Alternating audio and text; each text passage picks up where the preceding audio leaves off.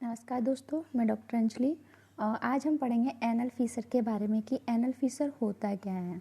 Normal जैसे हमने anal की एनाटॉमी पढ़ी थी, उसमें क्या होता है कि जो फीसर होता है, इसमें क्या होता है कि हमारी जो एनस की जो लेयर होती है उसका क्या होता है, एक स्मॉल टियर हो जाता है।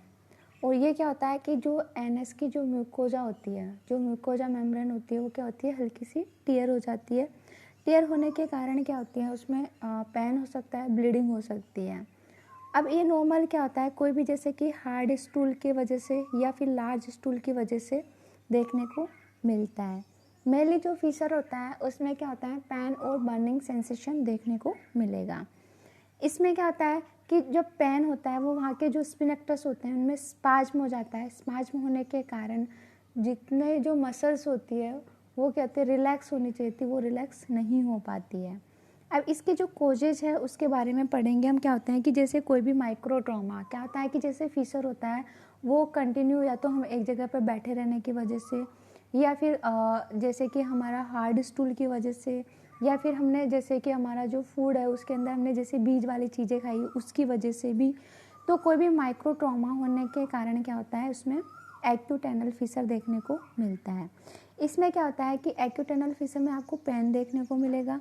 इंटरनल स्पिनेक्टस में क्या होता है, स्पाज्म हो जाता है। स्पाज्म होने के कारण जो एनल का प्रेशर होता है वो प्रॉपर रूप से रेस्ट नहीं हो पाता उसमें। उससे क्या होगा कि वहाँ पे कंटिन्यू बने रहने के कारण क्या होता है, इस्चीमा की कंडीशन डेवलप हो जाती है और वहाँ पे प्रॉपर रूप से हीलिंग नहीं हो पाती है।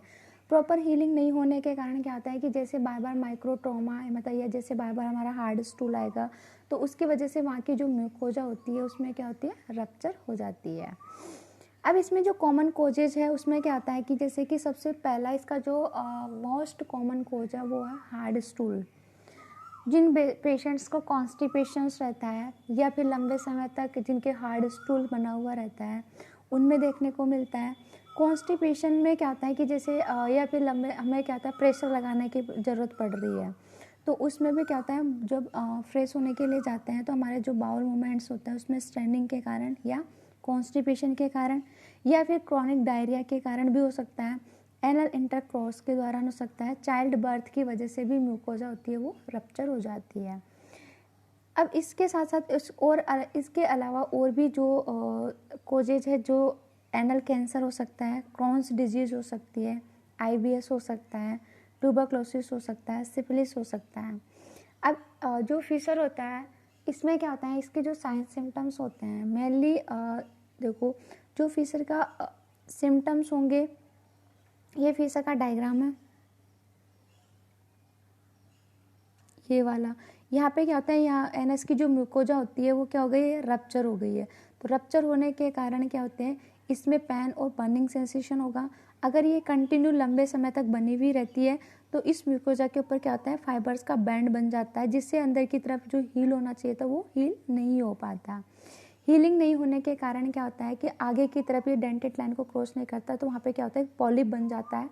और जो आगे की तरफ एनस का आगे वाला जो पार्ट होता है, आउटर पार्ट है, इनर पार्ट में क्या होता है, पॉलिप बन जाता है। और जबकि बाहर का जो पार्ट होता है आउटर वाला, उसमें क्या होता है कि जो स्किन ही होती है वो क्या होती है, बाहर की तरफ आकर के क्या होता है, स्किन का टैग बन जाता है। अब इसमें चलते हैं आगे की तरफ कि क्या क्या होता है। एक तो पेन होता है, वो भी सीवियर टाइप का होता है। बर्निंग सेंसेशन होता है कब, जब ड्यूरिंग फ्रेश होते हैं, मतलब ड्यूरिंग जब स्टूल पास हो रहा है उस टाइम पे सीवियर पेन होगा, बर्निंग सेंसेशन होता है। पेन इतना ख़तरनाक होता है कि पेशेंट स्टूल पास करने से भी डरता है, मतलब उसको लगता है कि जैसे मैं स्टूल पास होने जाऊंगा तो मुझे बहुत ज़्यादा पेन और बर्निंग होती है। और जो पेन और बर्निंग होती है वो आफ्टर स्टूल पास होने के बाद में भी 5 से 6 घंटे तक बनी हुई रहती है। उसके साथ साथ में क्या होता है कि जैसे हार्ड स्टूल आता है तो वहाँ की जो म्यूकोजा होती है वो रप्चर हो जाती है, उसके कारण वहाँ पे जो ब्लड आता है वो ब्राइट रेड कलर का आता है, स्टूल के साथ में आएगा या टॉयलेट पेपर के साथ में आता है। जबकि हम पाइल्स में देखते हैं तो पाइल्स में क्या होता है कि जो ब्लीडिंग होती है उसमें ब्लीडिंग क्या होती है, आफ्टर या बिफोर स्टूल के बाद में, मतलब स्टूल ड्यूरिंग या फिर आफ्टर, उस टाइम पे जो ब्लड आएगा वो क्या आएगा, ड्रॉप बाय ड्रॉप आएगा। जबकि फीसर के अंदर जो ब्लड आता है वो क्या होता है, स्टूल के साथ में लग के आता है स्टिक की तरह, या फिर क्या होता है टॉयलेट पेपर में अपन को दिखाई देगा। और साथ ही साथ में जो स्किन के चारों तरफ जो एनस वाला जो पार्ट होता है, उस एनस वाले पार्ट में क्या होता है कि जैसे ये हमारा एनस वाला पार्ट होता है, इसकी जो यहाँ पे क्या होते हैं म्यूकस मेम्ब्रेन होती है वो क्या होगी, क्रैक होगी। यहाँ पे तो इसके चारों तरफ की जो स्किन होती है वो क्या होगी, क्रैक हो जाती है। और बाहर की तरफ जैसे कि मैंने बताया था कि स्किन का टैग आपको देखने को मिलेगा, तो ये हमारी क्या होता है स्किन खुद प्रोटेक्ट करती है कि वो फीसर है वो आगे की तरफ ना जाए, तो इनर पार्ट में वो पॉलिप बना देती है और बाहर की तरफ क्या होती है स्किन का टैग बन जाता है। तो ये फीसर में होता है। अब इसमें हम क्या कर सकते हैं, इन्वेस्टिगेशन क्या क्या करेंगे, हम सीवीसी कर सकते हैं, प्रोक्टोस्कोपी करते हैं। अब देखो प्रोक्टोस्कोपी होती है उसमें क्या करते हैं हम, एक्यूट फीसर की कंडीशन में हम प्रोक्टोस्कोपी नहीं करते हैं, क्योंकि एक्यूट फीसर की कंडीशन होती है उसमें बहुत ज़्यादा पेनफुल होता है, तो पेशेंट उस पेन को टॉलरेट नहीं कर पाएगा। उसके पहले से बहुत ज़्यादा पेन आ रहा है और हम प्रोक्टोस्कोप के लिए जैसे हम प्रोक्टोस्कोप अंदर इंसर्ट करेंगे, तो इंसर्ट करने से क्या होता है उसके बहुत ज़्यादा पेन होगा, तो वो पेशेंट टॉलरेट नहीं कर पाएगा। तो हम इसमें क्या कराते हैं, प्रोक्टोस्कोप नहीं करवाते हैं एक्यूट कंडीशन में। जबकि क्रॉनिक कंडीशन के अंदर हम क्या कर सकते हैं, प्रोक्टोस्कोप का यूज़ ले सकते हैं। कोलोनोस्कोपी करवाते हैं, सिग्मोइडोस्कोपी करवा सकते हैं। इसमें हम ये देखते हैं कि उसको जैसे हमें लग रहा है कि जैसे ब्लड है वो एनस वाले पार्ट से ना करके क्या होता है, जैसे उसको आईबीएस की प्रॉब्लम हो या क्रॉन्स डिजीज हो, तो हम उसमें क्या करवा लेते हैं, कोलोनो या सिग्मोइडोस्कोपी करवाते हैं। ईएसआर देखते हैं कि ईएसआर से हम ये देखते हैं कि मतलब उसमें अपनी जो डब्ल्यूबीसी काउंट है वो बढ़ा हुआ मिल रहा है, उससे पता चलेगा कि हाँ बॉडी के अंदर कोई इन्फेक्शन है या, तो उसके लिए हम क्या करवाते हैं, ईएसआर करवाएंगे। स्टूल और वायरस, इसमें क्या होता है, कल्चर करवाते हैं, एचआईवी टेस्ट करवाते हैं और बायोप्सी करवाते हैं।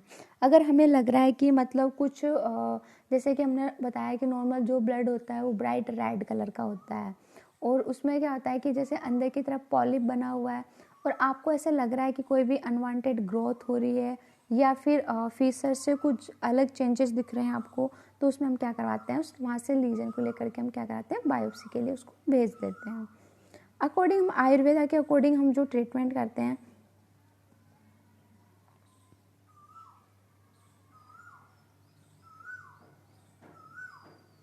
आयुर्वेदा के अकॉर्डिंग हम जो दो तरीके से होता है, मेडिसिन से करते हैं और सार सुथरा से करते हैं। हम जो मेडिसिन देते हैं तो उसमें हम ऐसी मेडिसिन देते हैं ताकि जो एक तो हमारा जो स्टूल है वो हार्ड आ रहा है उसको क्या करते हैं, पतला करें, मतलब उसको सॉफ्ट करें।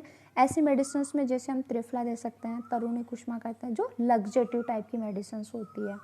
हरित की दे सकते हैं हम, एरंड तेल को साथ में हरित की। अब इसमें क्या करते हैं, हम एरंड के तेल को हरित की के साथ में भून करके देते हैं, उसके साथ भी बहुत अच्छा रिजल्ट है, लग्जेटिव का काम करता है। या फिर एरंड के तेल को हरित की के साथ मिला करके भी दे सकते हैं। त्रिफला चूर्ण को भी हम एरंड के तेल के साथ मिला के दे सकते हैं। और कोई भी ऑइंटमेंट जैसे कि जैसे फीसर के अंदर सबसे अच्छा ऑइंटमेंट हमने जो देखा है इतने पेशेंट्स के अंदर, उनमें हमें सद्योतघृत बहुत अच्छा लगा, क्योंकि उसका रिजल्ट बहुत अच्छा है। उसमें जैसे बर्निंग सेंसेशन के पेशेंट को जो कंप्लेन होती है तो उसमें पेशेंट को आराम मिलता है। उसके अलावा जैसे एम्ब्रॉयड होता है, बहुत सारे ऑइंटमेंट्स हैं आयुर्वेद के, उनको हम यूज़ में ले सकते हैं।